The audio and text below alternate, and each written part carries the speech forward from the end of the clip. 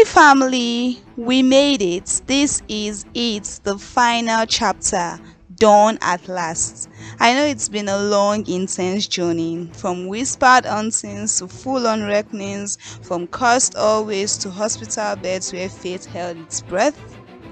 Thank you for walking every step with me through the silence, through the storm, through every single thing that this course has thrown on my characters, on the characters. And now the story finds its end, or maybe its beginning.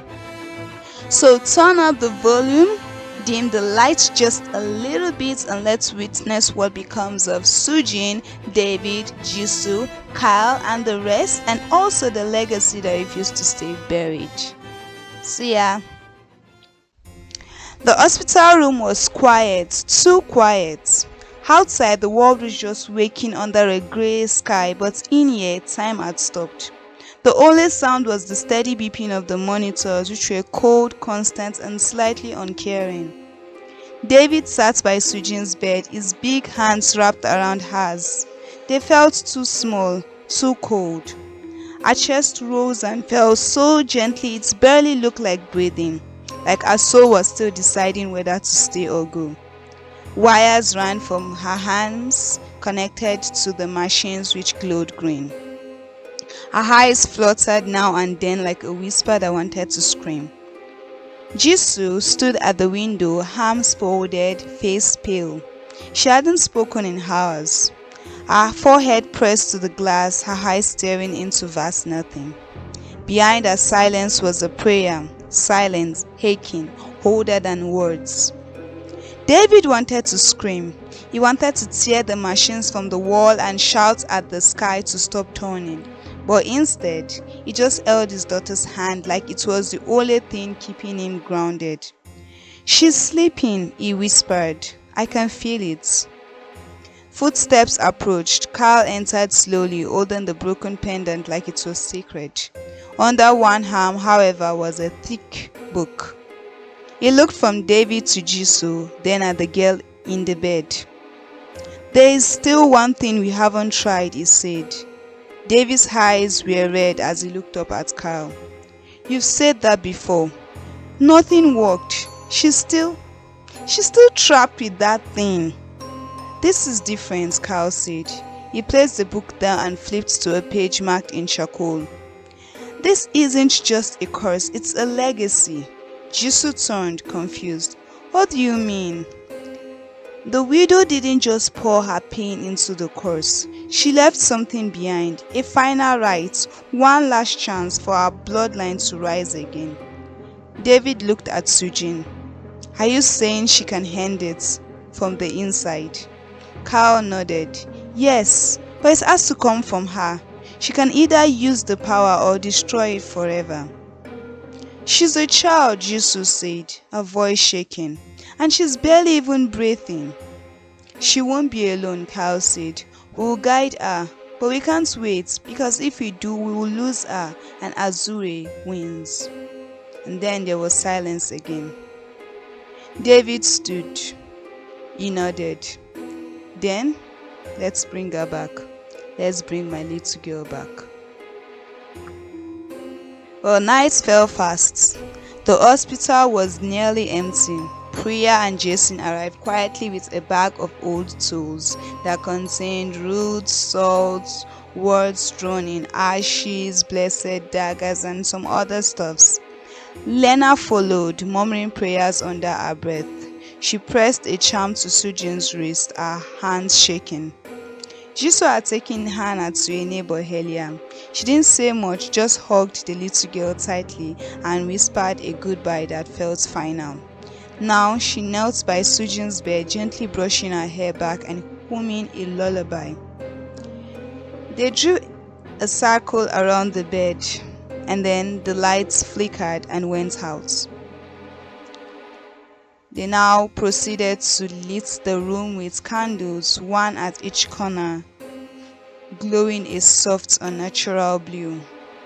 Carl stood at the head of the bed and began to read from the book. Low, steady chants that made the hair heavy and the shadows dance. Then Sujin stirred. She gasped. sharp and sudden. Her eyes opened, wide and glassy. "Daddy!" Her voice was faint, like a breeze through dry leaves. David dropped to his knees, holding her hand. "I'm here, baby. I'm right here." She blinked. "It's cold." And then a laugh came up from the shadows. It was harsh and ancient. The ceiling shadows twisted, and the wall behind Kyle cracked open. Asurae stepped through. It was massive and twisted, with a face full of stolen souls. Its eyes burned, its claws scraped the air. "She is mine," he roared, shaking the walls. No one moved, except for Kyle, who raised the glowing pendant. "Not anymore," he said. "This ends tonight." Asurae laughed, but the cycle lit up, bright and blinding, stopping its inches from Sujin's bed. She sat up slowly, trembling. Her eyes met her dad's eyes. "I'm scared," she said. But David cupped her face. "You're stronger than any of this. You always have been." Sujin nodded, and she reached for the pendants. The moment she touched it, light filled the room. She stood, fragile but glowing with power. Her hair lifted in a wind that came from nowhere. The circle trembled beneath her. Asurae screamed, not a roar now, but the cry of something dying.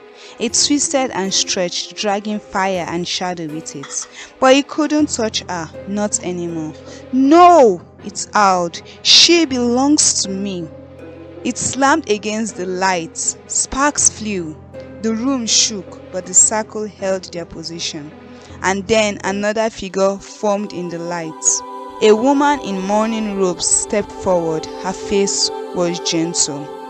"The blood remembers," she said. "You've come so far." Sujin's voice shook.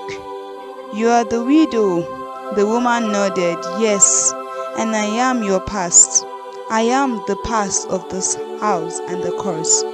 This pain, it was mine, but it doesn't have to be yours." She pointed to the pendant. "You can choose. Control the curse or end it." David held his breath. Jisoo held his hand.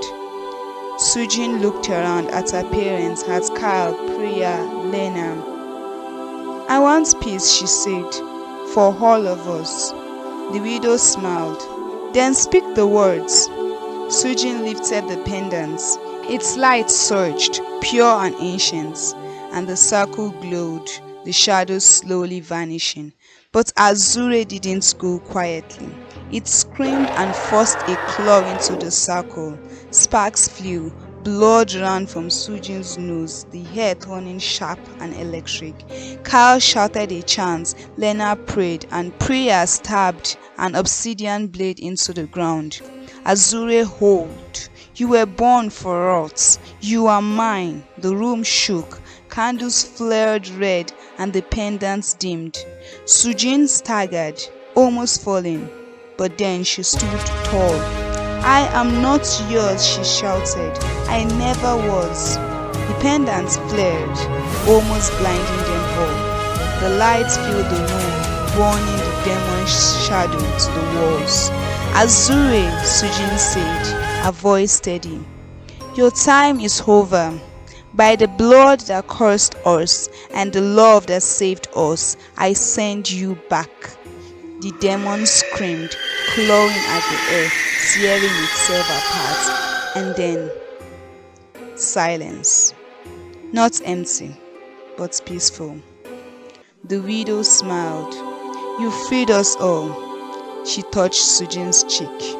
"Live free."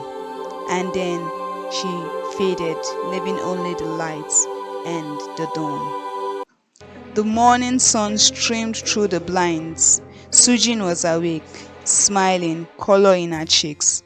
David cried, holding his daughter close, while Jisoo kissed her again and again. Kyle, Priya, Lena, and Jason stood quietly, watching. "It's over," Lena whispered. David looked down at Sujin. "You did it, baby girl. You beat it. She grinned. No way I was letting it win, Daddy.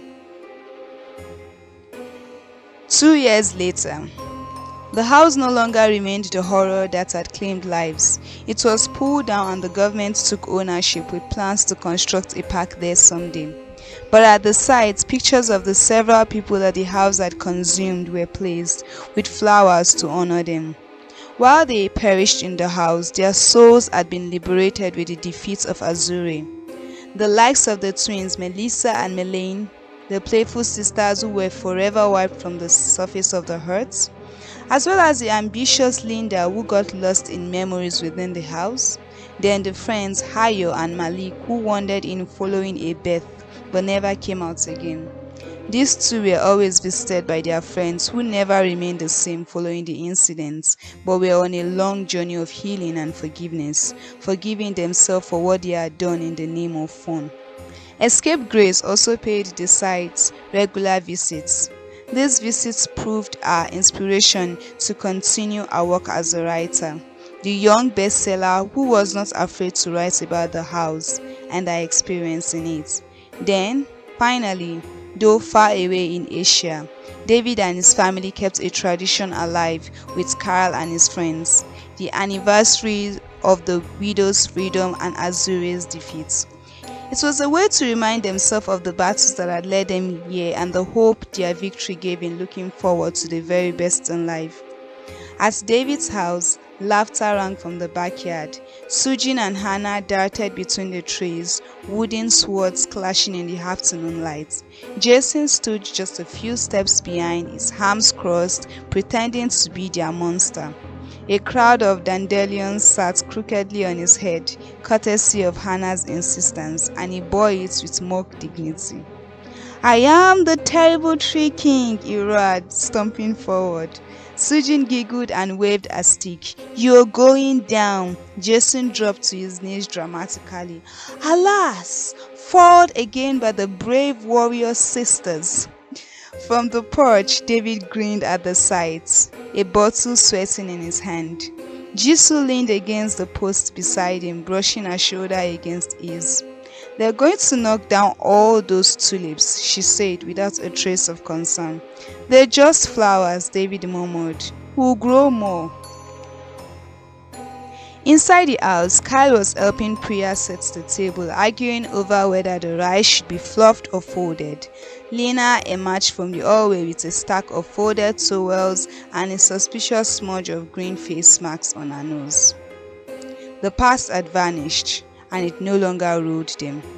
As twilight rolled in, Jason joined the others on the porch, carrying a tray of lemonade and mismatched glasses. He set it down and took a seat on the steps beside Lena, watching the girls dance barefoot across the grass. "It's hard to believe we went through that nightmare," he said quietly. "Yes," Lena replied, "but now we are fine."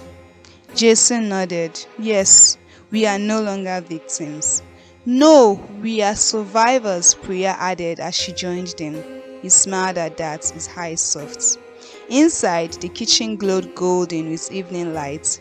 Jisoo stirred a pot on the stove while humming a tune Sujin had taught her. David stood beside her, slicing vegetable far slower than necessary just to stay close. At the table, Sujin flipped through her sketchbook, showing Anna a new drawing, this one of their entire family, standing in a circle of stars. "Look," she whispered, "that's you with your flower crown." Hannah beamed. "Well, I look powerful." "You are." Later, after dinner and long after bedtime, Sujin stood at the window in her pajamas, arms folded on the sill. The stars blinked down at her, familiar now, not frightening. David approached, barefoot and quiet. "Can't sleep?" Sujin shook her head. "I like the quiet. It feels different now, Dad." He knelt beside her, resting his head against her shoulder. "It is different because you changed it." She turned to him, her eyes steady and bright. "But I didn't do it alone." "No," he said, "but you were the only one who could finish it." She smiled. I told you I wasn't going to let it win. David kissed the top of her head. You didn't. You rose, and I'm proud of you. And yes, she had. She had risen, not just above the curse, but above the fear, the pain, the silence. She had faced the darkness and said no more. Yes, Sujin had claimed the dawn. And that was dawn at last. Sujin chose peace, and in doing so she gave it to everyone else. The curse is broken, the story is told, but its echoes, they live on. If this episode moved you, gave you chills, or made you pause, please and please like this video.